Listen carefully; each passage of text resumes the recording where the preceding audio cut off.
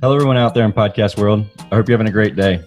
You're listening to the Service Business Mastery Podcast. I'm your host, Tersh Blissett. Today we have an awesome episode. We're going to talk about sales. I know that that's the no word in our industry. Sales is bad. It's not really. We're not talking sales, how to sell, how to con somebody out of money. You know, all the bad terms that you hear in the service industry. We're going to talk about managing your sales team. So even if you have your service experts that are selling, today we have Rene Zamora, and he is the author of Part-Time Sales Management, which is a great book. But we're talking about the management of the salespeople and how to manage those people, and just making sure that everybody is on the same accord. And we're probably going to dive a little bit into remote, just being remote in general, because Rene works remote currently. We're 100% remote, and right now with everything going on, it's March 25th of 2020, and we have this pandemic going on, and everybody's having to work remote. So we're gonna touch a little bit on that, but we're not going to harp on it too much. But I just want to welcome you to the show, Rene. Hey, man, it's good to be here. Looking forward to help. That's what I do. How can I help? Awesome. So tell us a little bit about your background and why you are an expert in this field. Other than, I mean, you've also been doing this since 2006. So Sure. It's funny, you think back. I don't know how many salespeople, like, during school and high school, and they're going, hey, where do you want to go to college? Or what do you want to be? I want to be a salesperson. I mean, there's a few. One of my best friends, Martin Myslitsky, he was one of those. He was doing real estate at 18. But that wasn't my thing, But I just started, I got into these workshops early in my career that was a lot of volunteer stuff, and I just had a knack at signing people up. Wow. So I said, oh, wow, I'm okay with that. But I still wasn't looking for a sales job. But anyways, my first job, I needed some money, and someone was offering money to go sell something, so I started doing that, and that's what started me. And I sold in the Silicon Valley for many years, and that's when I got into cellular business, and the cellular business got me into a management role up in Washington and Oregon. Wow. I loved managing and leading other people. I mean, I coached kids for 15 years in soccer because I just like, guiding and coaching and encouraging people to do their best. And then when I kind of was done with that, I decided to start training people on high performance and leadership management. Yeah. And then I just said, you know what? I need to get back to a team. I want to work with people, not just train them and send them on their way. I want to actually lead that team again. I miss that. And so sales manager now was formed. Someone gave me a crazy idea, and I said, I'm going to do it.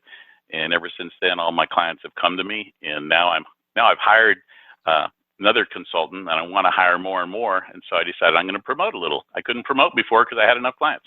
Yeah. So I've learned how to manage part-time with like 5 or 6 different clients at a time. And so they all get a piece of my day, and their teams do, and we move teams forward. So that's kind of my background there. That's sweet. That's awesome. So, yeah. So what would you say to someone who is like me, and anybody that's listening to this episode, they know, unless you've never listened to an episode before, if you haven't, welcome to the show. If you have, you know that I'm not a quote unquote salesperson. I'm an extreme introvert, and I tend to, I close deals because I'm the business owner. But if I was a salesperson, like we talked about earlier, if I was a salesperson and that was my career, I would be homeless because I'm horrible at sales in general, the quote unquote sales process. Yeah. What could we do as technicians to get away from that, the thought process of like, here's the price, I'm going to go to work. Like, just throw the ticket at somebody and then hope for the best type thing. Okay, well, everyone's going to have to get some magic dust first off, because it ain't going to be that easy. But let me tell you this though. The first thing is change your focus. So if you were if you went to my site, one of the first things I created when I was working with some industries that were more service oriented, a lot of banks and things, have their tellers doing some sales, and some of them are comfortable, and you could tell some of them aren't, and it's because they like to serve people. So there's something on my website at salesmanagernow.com that you can just read over. It's called Service Minded Selling. And it's really geared towards you guys that just like to serve. You just want to serve. Just tell me what to do so I could do it really well. And that's really what I want to do. But unfortunately, for you that, are more service than sales, you have to get that agreement, that contract to do that work. So the first thing to focus on that what you're there at this moment, put a different hat on and say, you're not here to convince anyone. You're here to help them make a decision. So you're helping them, just like you help them make a decision about where something should be installed, how much power or where pipes should be run, whatever industry you're in, you're helping someone make a decision. So if you put that mind frame on, that's what you're there to do. And so how do you make decisions? Well, you guys are technicians are really good at providing information. That's, and people trust you. People need to be able to trust you to make a good decision. And that's one of the things you have going on for yourself, because you're the guys that are actually doing the work. So you're way ahead of the person who's not. But then you have to say, to help someone make a decision, sometimes someone needs to ask a question, So once you get done presenting everything, the real good questions, rather than saying, when you want to decide on this, I like saying, hey, when would you like to have this work completed? Not started. When would you like to have this work completed? Go to the end date. Get that little vision of where, how they see it done, and then you work backwards. Okay, well, shoot, if you wanted it completed by the end of the month, we would probably need to get started by mid-month, or whenever your timeline is. And so probably need a decision, this week, if you wanted to do something like that. And so where do you want to go from here? I mean, you could, if you're confident enough to just say, should we get this thing started? Go ahead, say that. Right. If that doesn't come out of your mouth, then just say, where do we go from here? But at least ask them, where do we go from here? So it can be that easy.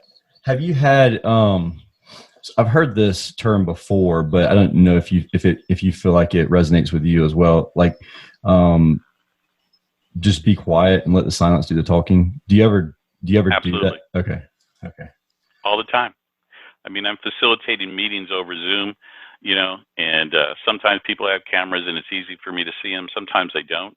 And I'm very comfortable with that quiet. I mean, people are quiet is good. People are thinking.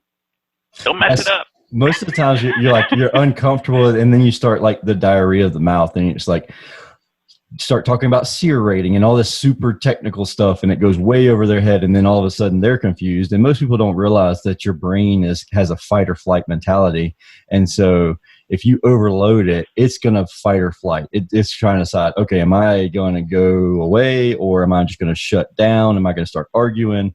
And so when you start just rambling on the super technical stuff just to fill the dead air and fill the silence, you could be shooting yourself in the foot as far as like closing your deal that you need to do. And it doesn't have to be like a $15,000 or $20,000 system replacement. It could be just a $200 service ticket, and they're just trying to decide whether or not they want to do it. And you don't know what's going on in their mind, because for all you know, they could be thinking, do I really want to put money in this, or should I ask him how much it would cost to replace the system? And then you go and you just keep blah, blah, blah, blah, blah, and diarrhea of the mouth. And you're just like, don't shut up. And then next thing you know, they're like, you know what? We're just going to hold off on everything. And you just threw like a $10,000 system out the window because you just couldn't be comfortable with being quiet. Hey, Church, we're gonna have to like call you on this. Like, I'm not a good salesperson. I'm just an owner. That's your in. That's your in. People trust you. No, I really am picking up on all of this. I hear you. I'm honestly though, it's having people like you on here and others that have said things like that, and it's just I pick up on that, and I'm trying to practice it in my role here. And maybe maybe we're closing more deals with me going out there because I'm starting to implement more and more of these things that experts like you are mentioning. But a year ago, I can say without a shadow of a doubt, a year ago that I definitely was horrible at sales. And I'm still not comfortable with it. So. Well, let me share something with you. Yes, you're right. When you're the owner of the business, what that does goes back to my first premise. It helps someone make a decision because they're like at the final decision maker. Yeah. Okay, but most of the people out there aren't that, right? Right. So you have to use a few more skills. You brought up a good technique on that. Silence. And it's a double-edged sword. You start talking, it's like shooting yourself in the foot. If you stop and let the silence there, think of it like lifting weights. You're working out. See how long you can go. So just keep practicing that. It doesn't mean that it gets comfortable. I'm serious. Okay, well that's good to know. It just means you get used to it, but it still has that little awkward feeling. But you get over it, and the bottom line is you're helping someone. If you interrupt, you're not. If you shut up, you're helping someone make a decision. And remember that. That's what we're doing, helping people. So with your business and the way that because you mentioned already that you do this over Zoom, and so you can do it worldwide. How exactly are you managing other teams remotely like that? Yeah. Okay. Cool. Well, there are usually two ways. The teams are either in one room where I see them in a conference room on a weekly basis, or they're all in their own homes or offices, and we just show up in little tiles across the Zoom video screen. And so we have weekly sales meetings, monthly one-on-one meetings. My email and phone is open all day long to anyone who needs any attention. Early on in the business, this whole business was brand new when I started it. There's other people doing this stuff now, but I just said I wanted to give at least 50% of my day. I wanted to have open with no meetings because I wanted to be available. People need their manager to call and email now and then, and so that still goes on. And so I just that's the framework. But really, what we do is we help the salespeople. First off, I understand what the business goals are, so I get really aligned with where the company wants to go and maybe where they've been having a hard time getting to. And then I bring those goals into the team. So we're real strategic, making sure all the team has their particular goals, if it's activity or results, things they need to improve on. So we get all dialed in to each person is working towards a team goal and individual goals. And then in those meetings, we learn from each other. It isn't about cracking a whip. It's like you hire people that want to get the job done, and then you tell them what the job is, real specific. The measurements of those things, the activity and the results, those are measurements that we're monitoring. And when you monitor things and show them in a meeting, like this is how many conversations you had, this is how many closed, this is how many you followed up on, this is how many didn't follow up. It's not about making someone, put pressure on them or the whip. No, man, it's just about information. It's about information to help people make a decision again. I want that technician or salesperson to say, Joe's got a different percentage than I do. How do you do that? How'd you do that? Yeah. And then we have them talk and learn from each other, and they get better, and then they go do their job. Yeah, that's cool. So people are adults. Right. Yeah, I mean, from time to time, there are going to be people that you have to push and nudge to get from point A to point B. But for the most part, people, they like the accountability. I feel like most people that I talk to that have less successful, even service departments or whatnot, even us, like whenever we are struggling and we look back, we haven't held the service experts accountable. And then as soon as you start holding them accountable, like they don't fight back about being held accountable. They actually start to perform better because they know what metrics they're being held to. And I think that's something that should resonate with everybody. Like even if you're not going to hire you to do the sales, you need to be making sure that you're holding your whole team accountable and that they know how they're going to be held accountable. So it's not a guess like, surprise, you failed at this task and they're like, wait a minute, I didn't know I was being judged against that task, and it's like, well, now you do, and you suck. So, yeah. So Tersh, I could say that for those guys that are, most of the folks, are going to keep running their own teams. That's fine. That's what the book's there for. Part-Time Sales Manager was written for small business owners that don't have a lot of time. And the whole premise was, if I could share my time with multiple companies, you can share your time with your business and a little portion of it with your sales team. So they're doing what you'd want them to do. So that book is designed so you can manage your team in 10 to 20 hours a month. Part-Time Sales Management is designed for that. And my heart and soul is in there. So if you order that book, you're going to get it. Take it. So what do you find is like the smallest sales team that you typically start taking on? I mean, is it somebody who already has two? Oh, okay. So one salesperson. Okay. I like it. Yeah. I mean, our it's not like everyone, like our key client is really around 3.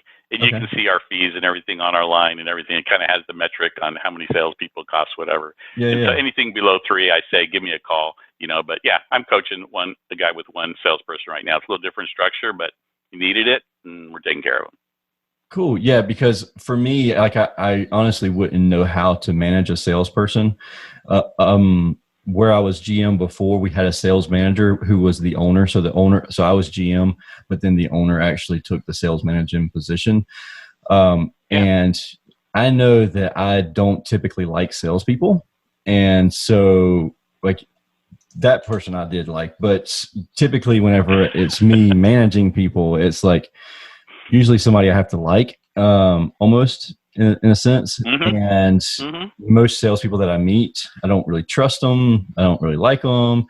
And so that's a hurdle that I have to cross myself. And so, not saying that I would push everybody off onto you, but if I'm more successful, if you were doing it, I'd be much happier if you were doing it than me. Well, so I got to tell you what the first chapter in the book is. Then it's about beliefs.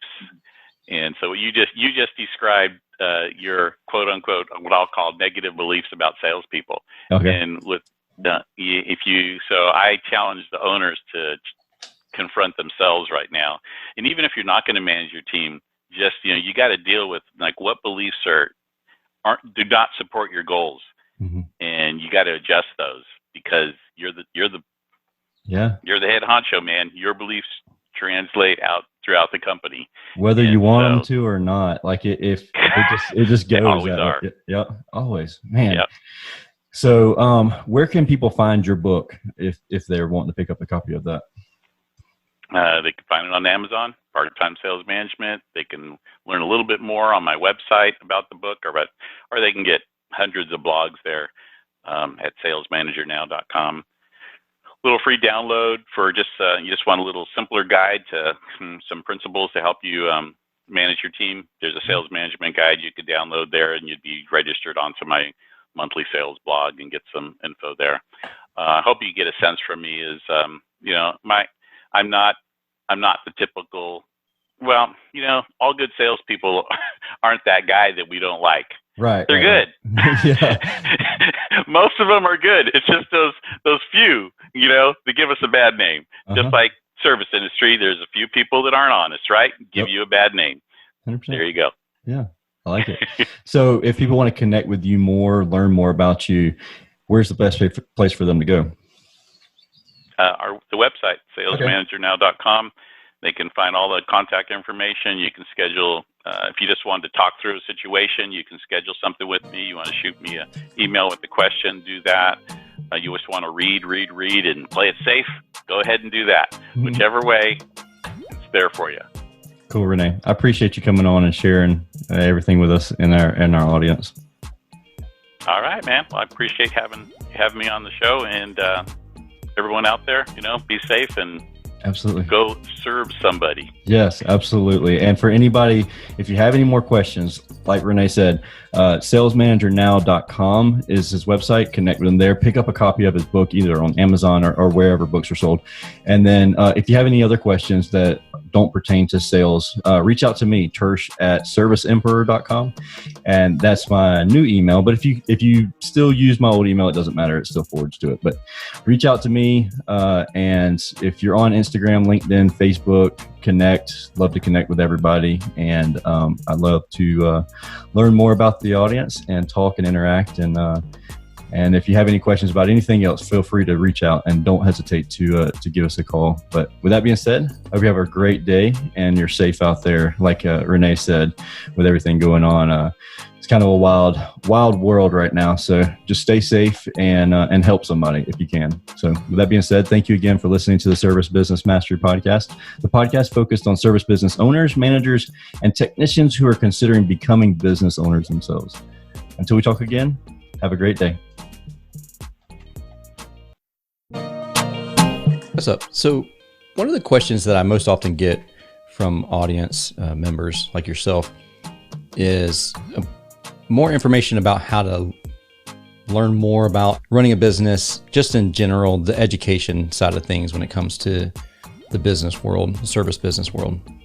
And I'm super excited to be able to share with you the opportunity to go to this awesome event in Las Vegas. If you are ready to take your contracting business to the next level, you got to attend this event. It's called EGIA Contractors University. It's their annual event. It's called Epic 2021. And it's one of the most highly anticipated educational events of the year for home service industry. Epic 2021 will take place over October 28th through 29th at Paris, Las Vegas. If you've never been, which I'm one of them, I'm super excited to go there. And I hear that it's amazing. Just this venue alone is really awesome. So the event is actually going to feature celebrity keynote speakers such as Damon John of Shark Tank, John Taffer of Bar Rescue. I'm sure you've seen the show, at least for the previews of it, so you know who these guys are. And then also Captain Sully Sullenberger. He's the airline pilot from The Miracle on the Hudson, which was a really cool movie. If you haven't seen that, check it out. There'll be breakout sessions that are delivered by legendary industry experts, access to best-in-class product and service providers, dynamic networking opportunities, and an unforgettable evening party.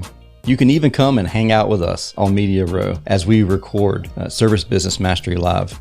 So if you've ever wanted to be on the show, ever want to watch, just come hang out and chill with us on Media Row. You can also get $50 off registration if you use the code TERSH50 at epic2021event.com. Coupon code is TERSH50, and that's spelled TERSH, at epic2021event.com. You definitely do not want to miss this event. I look forward to seeing you there.